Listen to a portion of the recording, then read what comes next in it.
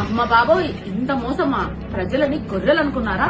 గచ్చిబౌలి భూమి గురించి గత 4 రోజులుగా ఫేక్ న్యూస్ ని నేను కూడా నిజం అనుకున్నా. కానీ అసలు నిజమేంటంటే, నిజం తెలుసుకోండి, నో ద ట్రూత్.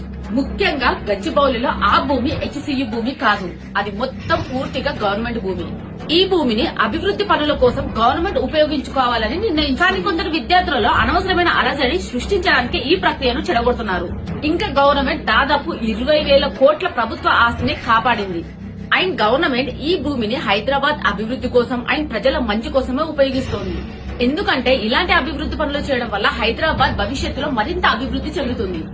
రాజకీయ స్వలాభం కోసం చేస్తున్న తప్పుడు ప్రచారాలను అస్సలు నమ్మకండి. నిజం తెలుసుకొని మాట్లాడండి. హైదరాబాద్ అభివృద్ధి కోసం సహకరించండి. Sorry for that. నిజంగా నాకు ఒక విషయం ఓపెన్ గా చెప్తున్నాను సార్, నాకు ఏ నాలెడ్జ్ లేదు పాలిటిక్స్ లో. నేను చాలా నార్మల్ గా ఉంటా. అండ్ ఇంకోటి ఏంటంటే, నాకు తెలియకుండానే ఆ వీడియో గురించి నేను ఎంక్వైరీ చేయలేదు. ఫస్ట్ ఆఫ్ ఆల్ ఎంక్వైరీ చేయాల్సింది ఎవరు లేకుండా నిన్న ఓకే ఖాళీగా ఉన్న వీడియో వచ్చింది చేసేద్దాం అంతవరకు ఉంది నా మైండ్ లో తప్ప నేను అంత విధంగా ఆలోచించలేదు.